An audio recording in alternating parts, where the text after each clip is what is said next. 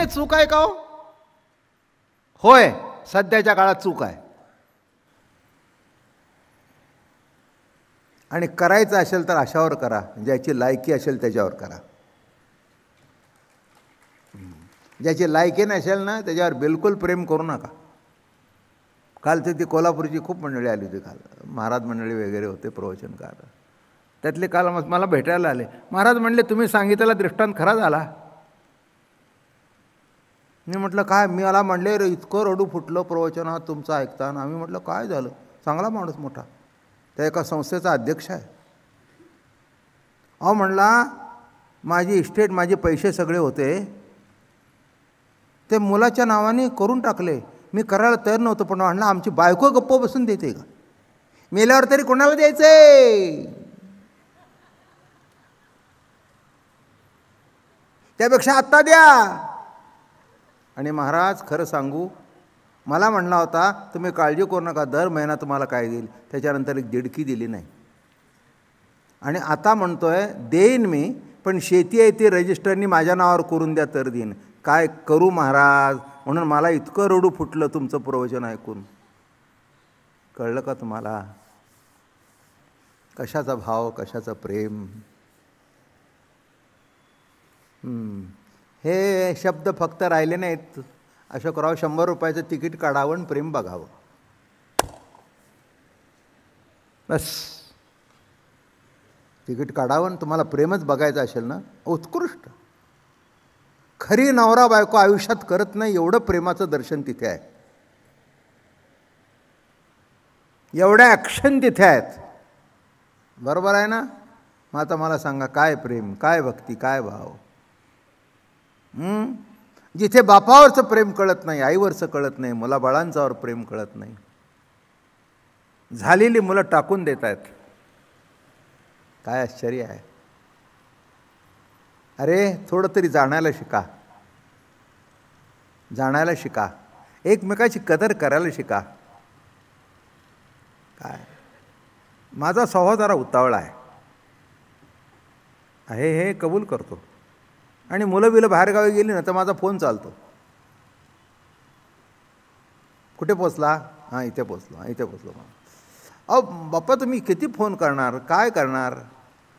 मग मी आमच्या मुलीला सांगितलं, जेव्हा तुला फोन यायचा बंद होईल ना तेव्हा या फोनची किंमत कळेल. की आम्ही एवढं केलं म्हणजे तुम्ही आम्ही द्यावं. नाही, तसं नाही आहे, तसं नाही आहे. भाव परमार्थातला प्रत्येक क्षणाला वाढला पाहिजे. गायनाचे रंगी शक्ती अद्भुत हे अंगी, हे तो देणे तुमचे देवा, घ्यावी अखंडित अमृताहुनी गोड नाम तुमचे देवा, मन माझे केशवा कावाने घे. तुझं नाव घेताना गोडी पुन्हा पुन्हा वाढते, पुन्हा पुन्हा वाढते. अंगी प्रेमाचे भरते, नेघे उतार चढते. त्याला उतार नाहीच. जसं जसं वय वाढत जाईल तशी भक्तीसुद्धा प्रगल्भ होत जाते, त्याच्यामध्ये गोडवा येतो. व्यवहार सांगतो, उत्तम पती पत्नीने आयुष्य काढलं, उत्तम काढलं. कालांतराने दोघालाही होत नाही, तरी पण प्रेमामध्ये कुठे कमी नसतं. काय पहिल्यांदा प्रत्येक गोष्टीला धावत होती, आता एक शब्दसुद्धा पाळता येत नाही, तरी पण त्या भक्तीमध्ये, त्या प्रेमामध्ये कुठे कमी नसतो. कारण पहिल्यांदा कृतीतून भाव निर्माण झाला, आता कृती संपली तरी प्रेम अखंड आहे, ते वाढतं आहे. वाढते नि प्रेमे माते भजती जे महात्मे, तया दुजे पण मनधर्मे शिवतलेची नाही. वाढत्या प्रेमाने, आणि जे वाढतं तेच प्रेम. कमी होतं ते प्रेम नव्हे, कमी होतो तो व्यवहार. दृष्टांत देऊ काय? हो मागे तुम्ही अगदी रोज जाता येताना जसं होतं, आता दिसत नाही. काय आहे, त्यावेळेला आमचं ते एक घोंगडं अडकलं होतं म्हणून जात होतं. आता काही तसा संबंध राहिला नाही, काम संपलं असं असं एवढ्यापुरतंच. म्हणजे ती गरज होती, प्रेम नव्हतं. ती गरज होती, प्रेम नव्हतं. प्रेम असल्यानंतर असो नाही तर नसो, जाणारच, रोज भेटणारच. आलं का लक्षात? हो.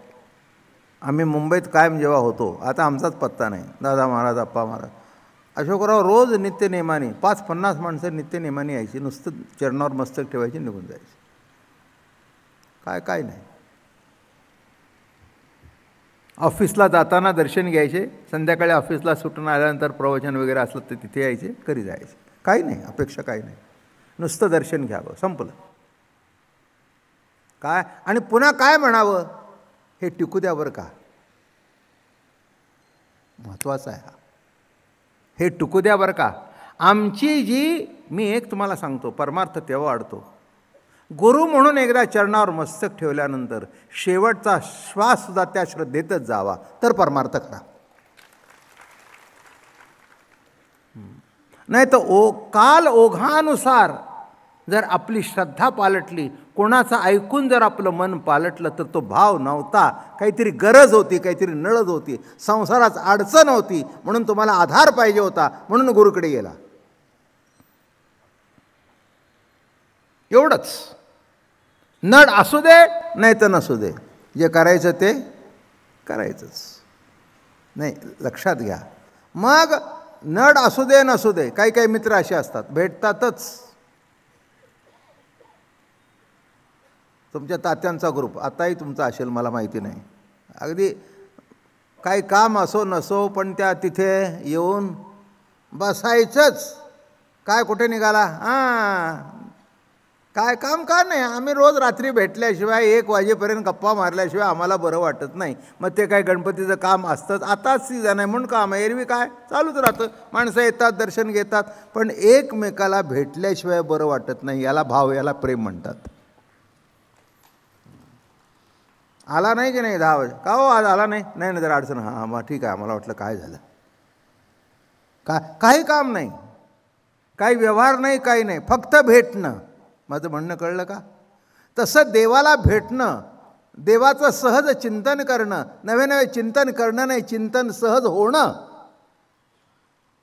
जिथे प्रेम आहे तिथे स्मरण करावं लागत नाही, तिथे होतं. आणि अजून सांगू का, जिथे वाकडा आहे तिथे सुद्धा स्मरण होतं. काय गंमत आहे नाही? जेव्हा बाहेर जाशील आणि फोन यायचा बंद होईल, तेव्हा आत्ता मी फोन करतोय त्याची किंमत, मग रस्त्याने जाता जाता रडशील की माझा बाप अर्धा तासांनी फोन करत होता. प्रेम काय आहे नाही का? ज्याचा अर्थ लावता येत नाही ते प्रेम आहे. ज्याचा अर्थ लावता येतो ते प्रेम नाही, ती फक्त कृती आहे.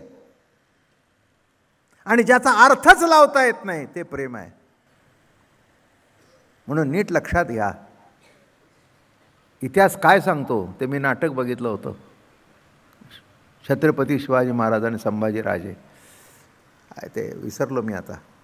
इथे मुघलांच्या ह्याच्यात जाऊन संभाजीराजांना आणतात आणि अशी मिठी मारतात, तोंडावरून हात फिरवतात आणि बघता, अरे आबासाहेब तुम्ही? तोंडावरून हात फिरवला, आणि तुम्ही इथे कसे आला? म्हटले बाबा आज तू इथे सापडलायस, तुला सोडवायला आबासाहेब आहेत, पण पुन्हा असं करू नकोस, सापडशील तर तुला सोडवायला कोण नाही, आबासाहेब नाहीत पुन्हा. तसंच घडलं, तसंच घडलं. राजा असू दे, राव असू दे, रंक असू दे, जे पोटाला येतं ना त्याच्याबद्दल आपलं प्रेम आडतं, तुटतंच. कळत नाही याचं दुःख आहे. माझं म्हणणं कळलं का? सध्या काय आहे, किती तुम्ही करा त्यांना कळत नाही याचं दुःख आहे. कळत असेल ना तर खऱ्या अर्थाने भाग्यवान आहात, खरे श्रीमंत तुम्ही आहात की तुमचं प्रेम जाणणारं कोणतरी आहे. प्रेम काय आहे, भाव काय आहे, भक्ती काय आहे, काय फार मोठी व्याप्ती आहे विषयाची. राजा परीक्षितेला शुकदेव जे सांगतायत, प्रेमे विण श्रुती स्मृती ज्ञान, प्रेमे विण ध्यान पूजन, प्रेमे विण श्रवण कीर्तन, वृथा जाण नृपनाथा. प्रेमाशिवाय सगळं व्यर्थ आहे. प्रेमे विण श्रुती स्मृती ज्ञान. ज्ञानेश्वरीमध्ये ओव्या आहेत, हे काम क्रोध पायी जया ते कृपेची साठवण नाही. या कामाना क्रोधाला अजिबात कृपा नाही. तुम्हाला नाही हाणलं याने तर बघा, काम कुठेही मोकळा सुटेल. क्रोध केव्हा येईल आणि तो क्रोध तुमचं वाटोळं करेल सांगता येत नाही. ही जी मॉब सायकॉलॉजी आहे ना तशीच आहे. एकाने धोंडा टाकला की दुसरा धोंडा टाकतो. झालं मग ते एकदा टाकायला लागलं की नाही मग तुझा लांब का माझा लांब, तुझे कितीला लागले नाही आणि त्याच्यात तेच मरतं शेवटी. काय क्रोधाची अवघड आहे. म्हणून शक्यतो एक पुन्हा अजून जरा शब्दात बदल सांगतो. राग असावा पण क्रोध नसावा. रागामध्ये प्रेम आहे आणि क्रोधामध्ये द्वेष मत्सर आहे, जे सध्या जिकडे तिकडे वाढत चाललं आहे. भयंकर. मी काही सांगायची गरज नाही, माझ्यापेक्षा तुम्हाला जास्ती माहिती आहे. भयंकर क्रोध वाढत चालला. एकमेकाबद्दलची आपुलकी संपली, प्रेम संपलं. सर्व समाज एकत्र राहत होता, आवडीने राहत होता. खेड्यापाड्यामध्ये सगळे पारावर येऊन रात्रीचे बसायचे. मग तो अमक्या समाजाचा का तमक्या समाजाचा असं नव्हे, आवडीने प्रेमाने सगळे गप्पा मारायचे. आता क्रोध आला आणि क्रोधाने जागा घेतल्यानंतर एकमेकाचे मुडदे पाडण्यापर्यंत चालू आहे. किती अवघड आहे, किती अवघड आहे. म्हणून लक्षात ठेवा, राग असू द्याच. राग असल्याशिवाय तुम्हाला जगता येणार नाही. नाही तर घरातले तुम्हाला कचरा करून कोपऱ्यातल्या डब्यात टाकतील. जरा तरी राग पण त्या रागापोटी मनामध्ये विकल्प नाही, तर त्या रागापोटी मनामध्ये प्रेम आहे. कानपट फोडू का? घेतोस का नाही पुस्तकं?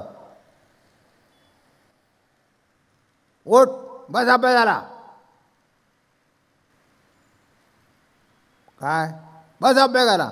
मग शेजारचे बाबूराव आले, अहो काय किती मुलाला राग होता. अहो ठीक आहे, तुमचा मुलगा कॉलेजमध्ये गेला आहे, आमचा अजून शिकायचा आहे, जर रागवलंच पाहिजे ना, धाक असलाच पाहिजे ना. धाक काय आमचं काय काय काय खरं वैर आहे का? त्याच्या इतकं आमचं प्रेम नाही कुणावर.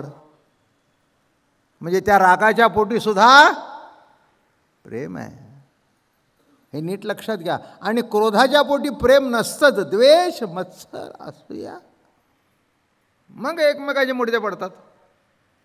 एका पोटातून आलेले, किती अवघड आहे. एका पोटातून आलेले.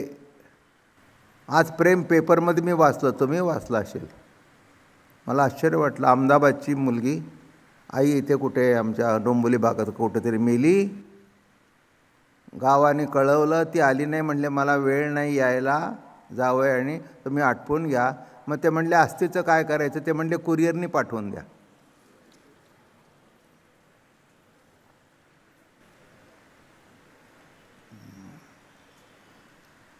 मला आश्चर्य वाटलं. म्हटलं आपण मागासवर्गीय आहोत खरे, एकमेकाच्या उगीच प्रेमात अडकून पडतो.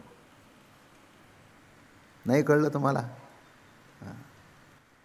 मला असं वाटलं आपण खूप मागासवर्गीय आहोत. आधुनिक पोरं फार तयार आहेत, कोणीच कोणात अडकत नाही. आमच्यासारखे 5 मिनटं उशीर झाला तर आमचा जीव वर खाली होतो. तुमच्या पोरांना विचारा, आमची नासून आली आहे बघा, प्रत्येक अर्धा तासाने फोन असतो, कुठे बसले कुठे. अरे पण काय एवढं काय अगदी अर्धा तासाने नाही, पण आमचा जीव तुटतो ना, त्याच्याकरता तुम्ही काय करणार. हे आमच्या प्रेमाचं लक्षण आहे. अहो आम्ही जाणारच ना. अहो जाणार हे मला माहिती आहे ना, का नाही कळ एवढं प्रवचन करतो आम्हाला कळत नाही का? पण आमचा जो तुमच्यावर भाव आहे, आमचं जे तुमच्यावर प्रेम आहे, ते आमचं प्रेम गप्प बसून देत नाही. वैऱ्याचं सुद्धा स्मरण करावं लागत नाही, विरोधकाचं सुद्धा स्मरण करावं लागत नाही, ते आपल्यात असतोच. मी म्हटलं काय गंमत आहे वा. अरे म्हणले कसं का होईना, पण तुझा त्याचा संबंध आहे ना वैराच्या निमित्ताने, आहे ना. एक गंमत सांगू का?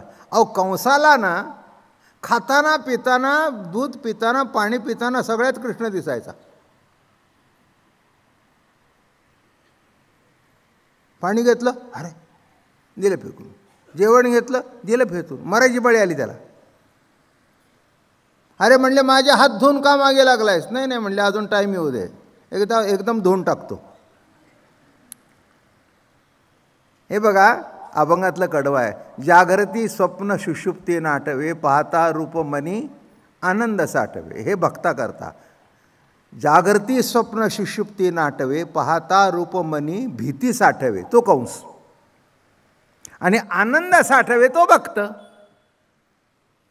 माझं बोलणं कळलं का? कृष्णाला भक्ताला दर्शन दिल्यानंतर आनंद, पण तोच कृष्ण कंसाच्या स्वप्नात गेल्यानंतर त्याला दुःख, त्याला भीती. कृती तीच आहे, पण तुमच्या अंतःकरणाची जी प्रतीती असेल, जो भाव असेल तो प्रगट होईल. आणि म्हणून महाराज म्हणतायत की भाव हा सर्वात श्रेष्ठ आहे. एक आत्तापर्यंत जे सांगितलं, सगुण काय, निर्गुण काय, अगुण काय, किती काही असू दे, पण शेवटी भक्ती ही श्रेष्ठ आहे. 4 पुरुषार्थ आहेत बाकीच्या गोष्टीतून. वेदांताचा अभ्यास केला, 4 पुरुषार्थ आहेत: धर्म, अर्थ, काम आणि मोक्ष. धर्म हा पुरुषार्थ, धर्माच्या आधाराने काम असेल तर पुरुषार्थ. गंमत बघा आता तुम्ही, थोडक्यात सांगतो, मागे सांगितलं असेल पुन्हा सांगतो. काम निंदनीय आहे, भल्या भल्याचे बळे गेले कामाने, बरोबर आहे ना? पण तो काम जर धर्माच्या आधाराने असेल तर पवित्र आहे. त्या कामाची फलश्रुती म्हणजे काय कळलं का तुम्हाला? बर्फी तरी खाता, नाही तर पेढा तरी खाता. नाही कळलं?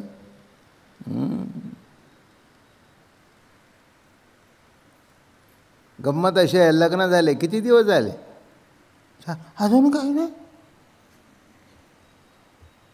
अजून काय नाही. हां, म्हणजे कशातून निर्माण होतं? काय आकाशातून पडतं का? कामातूनच ना.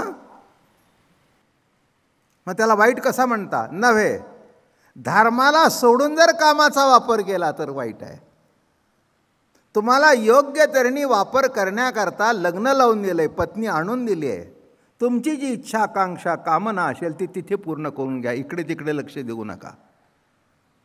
म्हणून त्या दोघांच्या एकत्रीकरणाला, कशा करता एकत्रीकरण? लग्न झाल्यावर पाठवायचं कशा करता? हनीमून तुम्ही म्हणता, कशा करता? आणि शेवटी म्हणायचं काय? मंगल कार्य. लक्षात आलं का? धर्माच्या आधाराने जर असेल तर ते मंगल कार्य आहे, ती घटना मंगल आहे. अहो काय तुम्हाला सांगू, वर्षात आज पोर झालं, मंगल मंगल मंगल.